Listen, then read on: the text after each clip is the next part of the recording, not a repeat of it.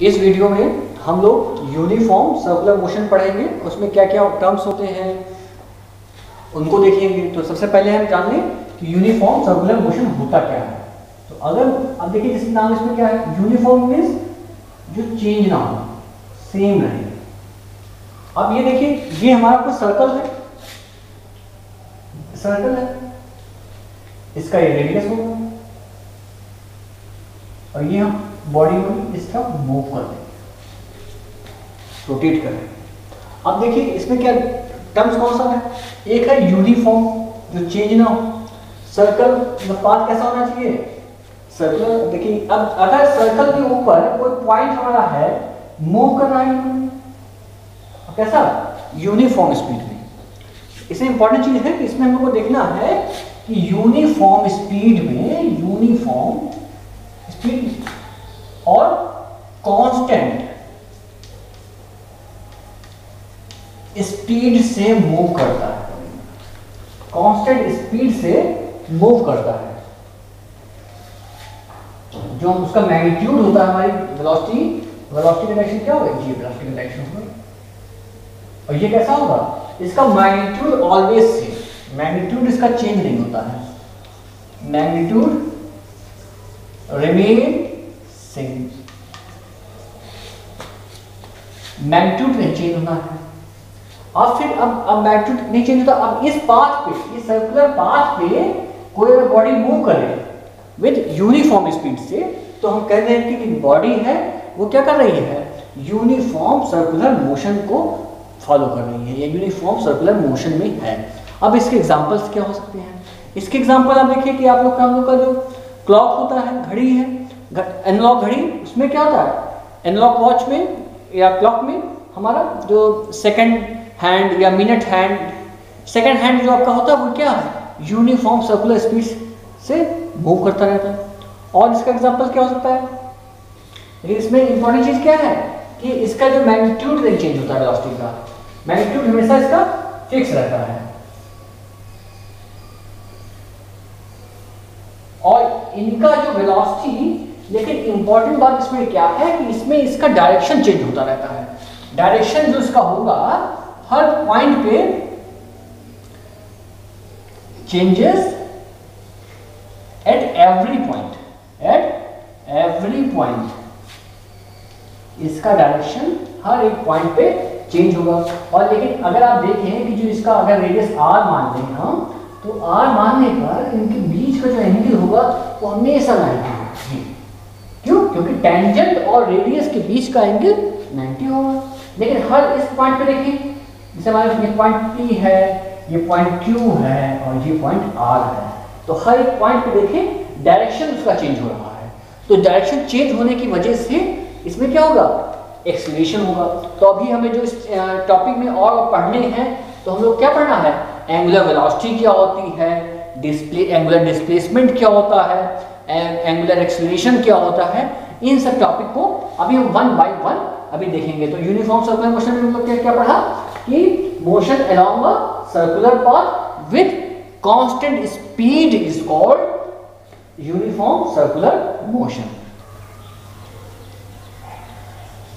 Angular displacement, इसको किससे denote करते हैं, डेल्टा थीटा से। अब देखते हैं, अब मानिए कोई एक हमारा सर्कुलर पाथ है,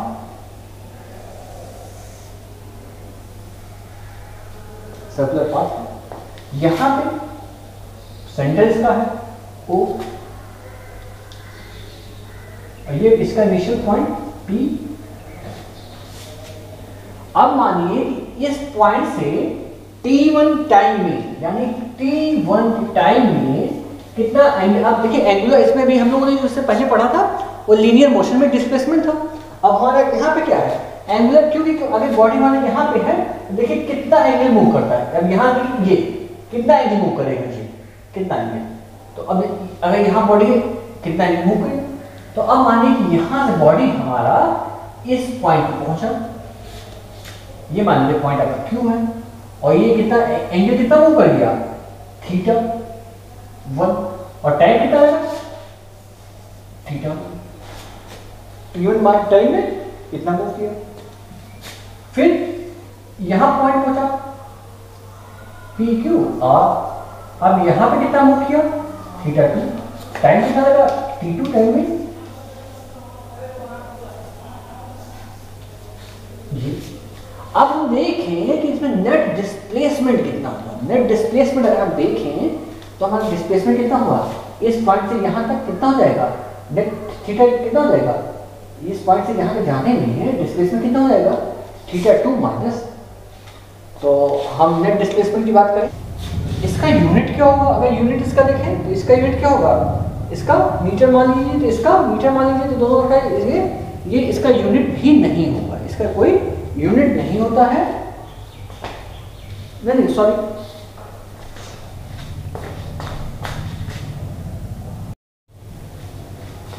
इसका यूनिट क्या होगा, इसका यूनिट होगा unit of delta theta is radian, but it's dimension is it has no dimension because cancel both, it is a ratio of these two, इसका कोई डायमेंशन नहीं होगा। मोशन वाले चैप्टर में इसका बात करते थे वेलोसिटी की, तो कैसे इसका डेफिनेशन देते थे, कहते थे कि rate of change of displacement with respect to, या rate of change of displacement with respect to time is called velocity. तो इधर यहाँ पे हम लोग क्या है एंगुलर डिस्प्लेसमेंट, तो यहाँ पे हम लोग क्या बोलेंगे कि omega is equal to, omega यानी इसके ऊपर बार रखते थे, इसका मतलब क्या है average angular velocity is equal to rate of change of angular displacement delta. अगर हम इसमें क्या करें इंस्टेंटेनियस एक्सेलरेशन की बात करेंगे तो हम लोग क्या करेंगे अपने डेल्टा टी वाले टाइम को जीरो की ओर टेंड करेंगे, तब हमें क्या मिलेगा यहाँ से, तो यहाँ से क्या मिलेगा हमें D theta by D T. Important बात है। अब इसका यूनिट की अगर हम बात करें तो रेडियन पर सेकंड, इसका यूनिट क्या हो जाएगा रेडियन पर सेकंड, और इसका जो डायमेंशन क्या हो जाएगा, डायमेंशन इसका हो जाएगा time inverse, dimension is time inverse, इसका रेडियन और रेडियन पर सेकंड और टाइम निकाल सकते हैं। अब इसी वीडियो में हम अब बात करते हैं, ये कोई हमारा सर्कुलर पाथ है, इसमें टाइम पीरियड निकालना हो तो हम इस पॉइंट से स्टार्ट करें, इस पॉइंट पे स्टार्ट करें, इस पॉइंट P पे स्टार्ट करें और इस सर्कुलर पाथ को फॉलो करते हुए जाएं और इस पाथ पे इस जहां से स्टार्ट करें उसी पॉइंट पे आ जाएं। तो वो क्या होगा, जो टाइम लगेगा इस यहां से स्टार्ट करके सर्कुलर पाथ को फॉलो करते हुए यहां तक जो समय लगेगा उसी को बोलेंगे टाइम पीरियड। तो टाइम पीरियड की डेफिनेशन क्या हो जाएगा, to complete one complete revolution following the path of the circle is called complete one complete revolution by following the circular path is called time period. Now we come to these, कितने बार हुए, अब ये round हमारे number of, इसको हम बोल सकते हैं कि नंबर ऑफ रेवोल्यूशन पर सेकेंड या पर यूनिट टाइम, क्या बोल सकते हैं नंबर ऑफ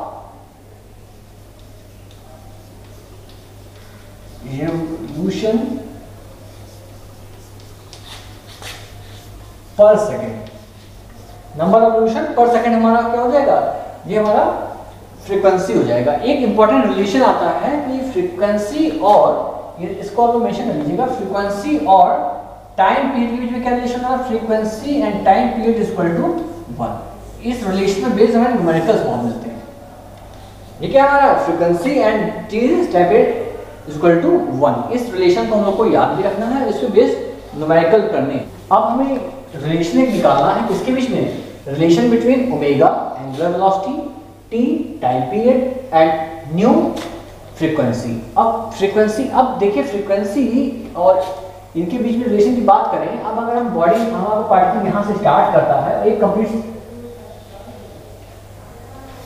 सर्किल परफॉर्म करता है, तो ये एंगुलर, इसका जो एंगुलर डिस्प्लेसमेंट होगा, एंगुलर डिस्प्लेसमेंट कितना हो जाएगा, एंगुलर डिस्प्लेसमेंट हमारा कितना हो जाएगा 2 पाई की, और टाइम कितना लगेगा, टाइम हमारा कितना लगेगा t। तो अब हम एंगुलर वेलोसिटी के टर्म में बात करें, एंगुलर वेलोसिटी क्या होता है? डिस्प्लेसमेंट अपॉन, एंगुलर वेलोसिटी की बात करें तो एंगुलर वेलोसिटी हमारी क्या होती है? Displacement upon time. तो यहां पर क्या लिख देंगे? 2 पाई, डिस्प्लेसमेंट कितना? टाइम 2। अब इसकी जगह पे t की जगह पे हम लोग को अभी रिलेशन लोगों ने निकाल रखा है, nu t is equal to 1 होता है, जो कि nu t is equal to 1 होता है। तो यहां से t इज इक्वल टू क्या मिलेगा? 1 बाई न्यू। तो ये वैल्यू हम लोग इसमें पुट करेंगे तो हमें क्या मिलेगा? Omega is equal to 2 pi nu. ये एक रिलेशन हमें निकल के आ गया, याद रखना है, ओमेगा इज इक्वल टू 2 पाई, जिसमें इस रिलेशन में करेंगे relation between linear velocity v and angular velocity omega के बीच में रिलेशन निकालना। अब मान लीजिए कि हमारा तो सर्कुलर पाथ है, इसमें हम क्या कर रहे हैं? इस पॉइंट A से B तक जाने में एंगल का डिस्प्लेसमेंट कितना होगा? Delta theta. और लीनियर डिस्प्लेसमेंट कितना होगा हमारा अराउंड सर्कमफेरेंस? Delta s। तो हम इस रिलेशन से क्या लिख सकते हैं? हम इस रिलेशन से ये लिख सकते हैं कि delta theta is equal to delta s upon r। ये क्या है? कुछ नहीं, एंगल r अपॉन रेडियस, ये भी तो रेडियस होगा, एंगल r अपॉन रेडियस। अब इस रिलेशन को हम क्या करें कि डेल्टा t से वो साइड डिवाइड कर दें, divide by delta t on both side divide कर देंगे तो क्या मिलेगा? Delta theta upon delta t is equal to delta s by delta t 1 by r। और क्या करें? हम लोग लिमिट ले लेते हैं कि वो टाइम बहुत छोटा होगा, तो limit delta time t tends to 0, delta theta by delta t is equal to limit delta t tends to 0, 1 by r और delta s by delta t। अब अगर आपको मालूम हो कि जो ये है, ये क्या है? ये हमारा इसका किसका डेफिनेशन था? ये हमारा डेफिनेशन था इंस्टेंटेनियस, थीटा बाई टी क्या होता है? Instantaneous angular velocity. क्या था? Instantaneous angular velocity omega. और ये हमारा क्या था? यहां पे देख सकते हैं point, taking limit delta tends to 0। ये क्या है? ओमेगा इक्वल, ये क्या हो जाएगा? 1 बाई आर का constant, delta S by delta T क्या हो जाएगा? Angular linear velocity. तो हमें यहां से क्या मिलेगा? हमें यहां से मिलेगा, क्या मिलेगा? v is equal to r omega. बहुत इंपॉर्टेंट रिलेशन है, v is equal to r omega. हमें ये एक रिलेशन मिल जाएगा। In this video we discuss about angular acceleration। तो एंगुलर एक्सेलरेशन क्या होगा? अगर डेफिनेशन पे बात करें तो डेफिनेशन क्या बोलेंगे हम कि rate of change of angular speed. Angular speed क्या होती है? एंगुलर वेलोसिटी आपकी क्या होती थी? Angular velocity omega, delta omega by time. ये क्या हो जाएगा आपका? एंगुलर एक्सेलरेशन का डेफिनेशन का rate of change of angular velocity with respect to time is called angular acceleration. लेकिन अगर हम इसकी बात करें कि अगर हम इंस्टेंटेनियस एंगुलर एक्सेलरेशन की बात करें तो यही क्या, अभी इसको हम से ये एवरेज एक्सेलरेशन की बात आती है, लेकिन अगर हम इंस्टेंटेनियस एक्सेलरेशन की बात करें तो वो क्या आ जाएगा कि if limit delta tends to 0 then delta omega by delta t is equal to d omega by D t. यहाँ से हमें क्या मिलेगा कि हमें एंगुलर एक्सेलरेशन की वैल्यू मिलेगी। एंगुलर एक्सेलरेशन जैसे हम लोग लीनियर मोशन में क्या पढ़ते थे? लीनियर मोशन में हम लोग एक्सेलरेशन पढ़ते थे। यहाँ पे क्या होता है? एंगुलर डिस्प्लेसमेंट होता है, एंगुलर स्पीड, एंगुलर वेलोसिटी आती है कि एंगल मूव करता है। अगर इस पॉइंट को फिक्स रखें तो हमारा एंगल मूव करेगा, एंगल शिफ्ट होगा। तो अब एंगल जो शिफ्ट होगा तो यहाँ पे अब इसका जो स्पीड होगा ये ओमेगा, ओमेगा में क्या एंगुलर जो इसका वेलोसिटी होगा उसमें क्या चेंज हो रहा है वो मैं कौन बताता है, कितना चेंज हो रहा है, किससे पता लगता है, एंगुलर एक्सेलरेशन से। तो जैसे हम लोगों ने, अगर आपको याद हो तो हम लोगों ने एक रिलेशन निकाला था किसमें, v equal to r omega, v equal to r omega किसमें आया था, v equal to r omega एक रिलेशन है लीनियर वेलोसिटी का किसके साथ में, एंगुलर वेलोसिटी के साथ में। इसी रिलेशन को हम लोग यूज करते हुए हम लोग रिलेशन निकालेंगे, relation between angular acceleration and linear acceleration. तो क्या करेंगे है, differentiating with respect to time t, तो क्या मिलेगा, d v by D t r omega. अब देखिए r यहाँ पे कांस्टेंट है, radius of the circle, circular path वो फिक्स रहेगा, तो r क्या हो जाएगा, बाहर आ जाएगा, और यहाँ पे क्या जाएगा, D omega by D T, और D omega by D T कुछ और नहीं क्या है, अल्फा, तो ये क्या जाएगा आर अल्फा। तो जो हमारा रिलेशन यहाँ से क्या निकल के आएगा, डीवी बाई डी टी क्या होता हमारा है, A is equal to R alpha. ये रिलेशन हम लोग को याद रखना है। क्या निकल के आया, इसका हम वेक्टर फॉर्म में लिखें तो वेक्टर फॉर्म में कैसे लिख देंगे, वेक्टर फॉर्म में ऐसे लिख देंगे,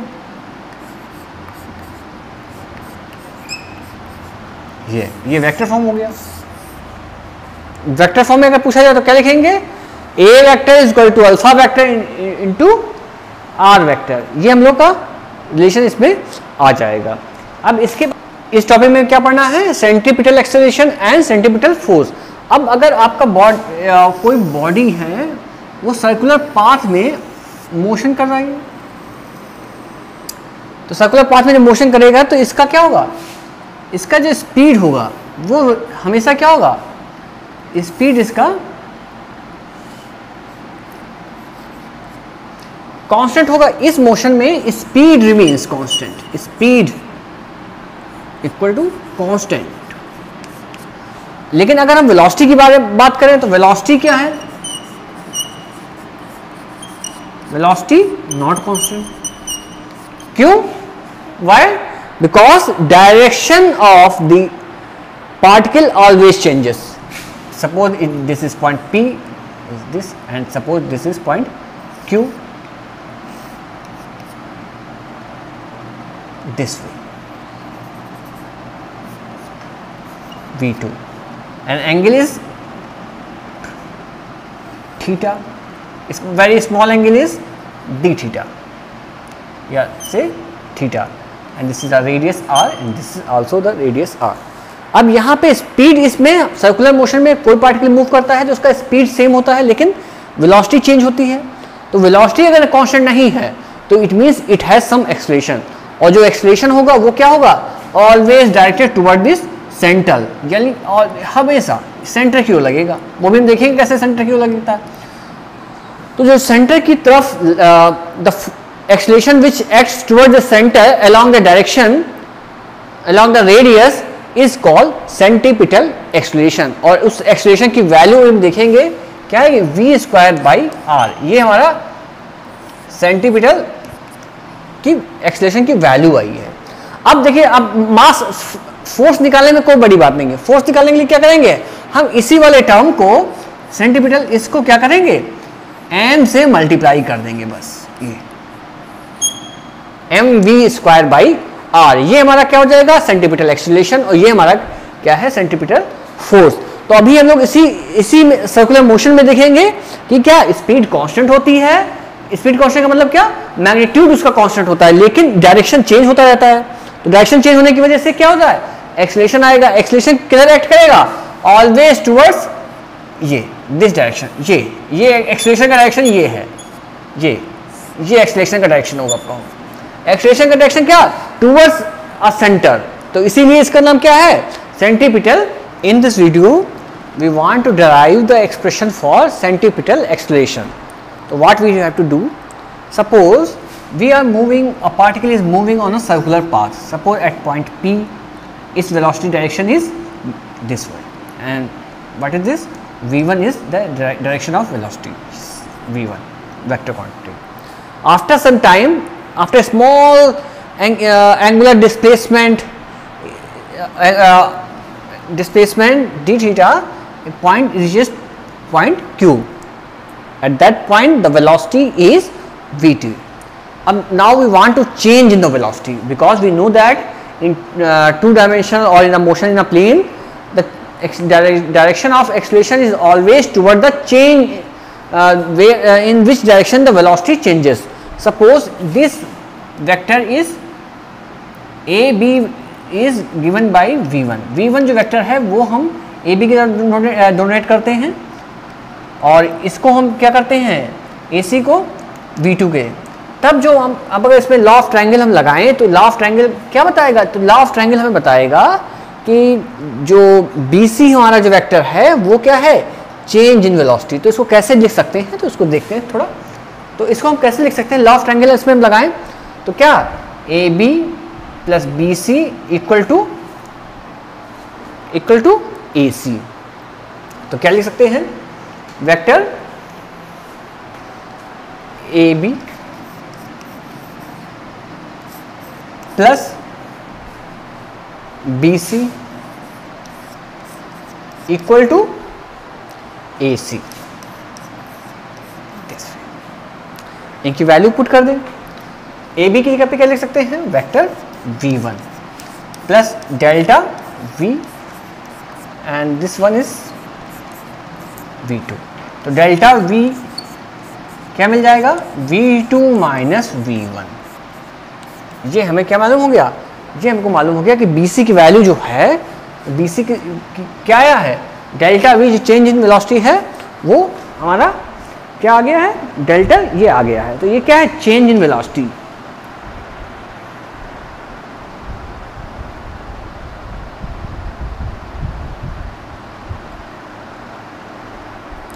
अब हम इसमें अगर देखें कि अगर हम ये d थीटा बहुत छोटा है, अब मान लीजिए इस पॉइंट को और कम करें तो एक हम देखेंगे जो हमारा ये कॉर्ड है PQ, जो कॉर्ड है ये और ये आर्क ये बिल्कुल सेम हो जाएगा. तब हम लोग क्या बात करेंगे, in triangle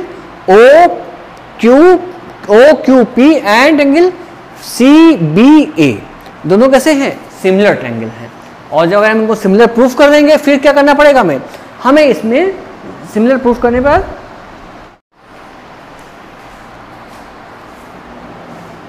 in triangle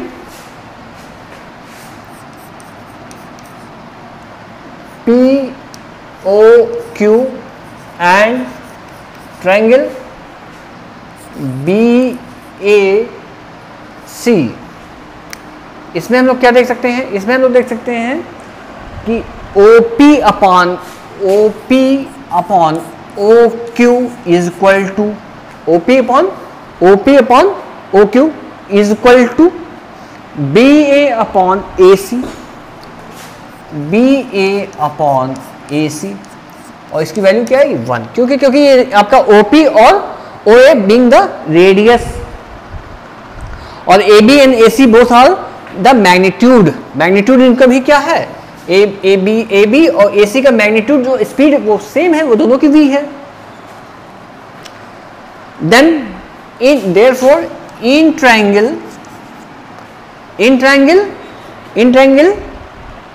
POQ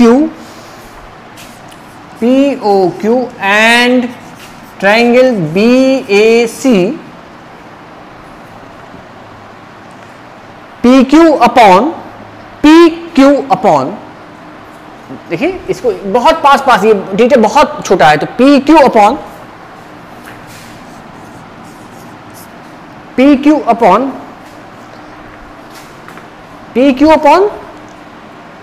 OP is equal to BC upon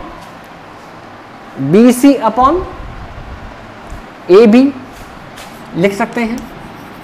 यहां से मैं PQ की वैल्यू क्या है, PQ की इज डेल्टा S, PQ क्या लिख सकते हैं, डेल्टा S.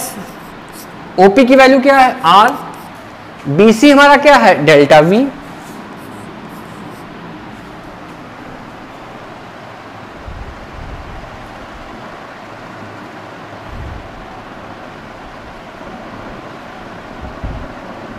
और हमारा V क्या है, और ए बी क्या है, ए बी हमारा v। अब यहां से हम चेंज इन वेलोसिटी इसको क्या लिख सकते हैं, delta v is equal to v by r into delta s, इसको लिख सकते हैं, कोई दिक्कत तो नहीं, v by r delta s. अब इसको क्या करें, डिफरेंशिएट विद रिस्पेक्ट टू, इसको t के रिस्पेक्ट में या इसको हम डेल्टा t से डिवाइड कर देते हैं, पूरी इक्वेशन को डेल्टा t से डिवाइड बाई क्या करें, डिवाइड बाई डेल्टा t से डिवाइड करने से क्या मिलेगा, delta v by delta t equal to v by r delta s. क्यों इनको बेटा कंफ्यूज मत होइएगा, ये आपका कांस्टेंट रहेगा, ये कांस्टेंट है, क्यों, v मैग्नीट्यूड है, r रेडियस है, तो क्या हो जाएगा डेल्टा t। अब इसमें लिमिट यूज कर लें, लिमिट बहुत छोटा, delta t tends to 0, delta v by delta t equal to v by r, sorry यहाँ पे क्या लगेगा, v बाई आर कॉमन ले लें बाहर, और limit delta t tends to 0 and delta s by delta t, delta v by delta t, delta v by delta t ये क्या होता है हमारा, इज dy बाई dt, और dy बाई dt क्या होता है हमारा a होता है, ये क्या होता है a इज इक्वल टू, एक स्टेप और लिख सकते हैं, ये क्या लिख सकते हैं, dy by dv by dt is equal to v by r, और यहां पे क्या जाएगा ds बाई dt, इसको s स्मॉल s बना लीजिए, स्मॉल s है सब ठीक है, यहां भी स्मॉल s कर लीजिए। तो यहां पे अब इससे हम लोग क्या निकाल सकते हैं, यहां से क्या निकाल, dv बाई dt को क्या लिख सकते हैं, a, v बाई आर को v बाई आर, और ds बाई dt को क्या लिख सकते हैं v, तो क्या जाएगा v स्क्वायर बाई आर। तो ये तो आपका आ गया मैग्नीट्यूड आ गया। अब ये हमारा किसका निकल गया, ये हमारा मैग्नीट्यूड आ गया, एक्सेलरेशन कौन सा, सेंट्रीपिटल एक्सेलरेशन का मैग्नीट्यूड आ गया। अब हम लोग को मालूम है, इसी में हम लोग को ये भी मालूम है कि a इज इक्वल टू, इसको रब कर देते हैं, इसको रब कर देते हैं,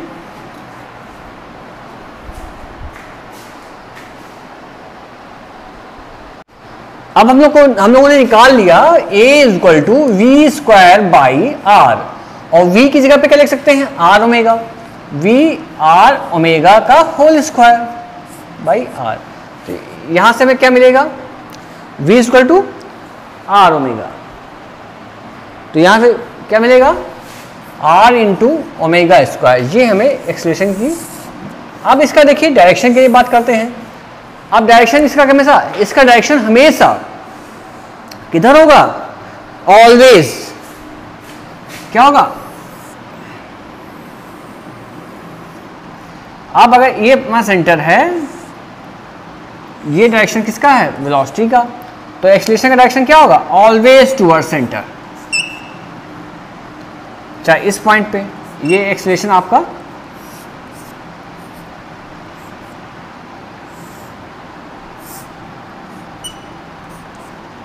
ये a होगा, ये ऑलवेज याद रखिए हमेशा परपेंडिकुलर होगा, किधर, टुवर्ड्स इस centre. That's all about your uniform circular motion.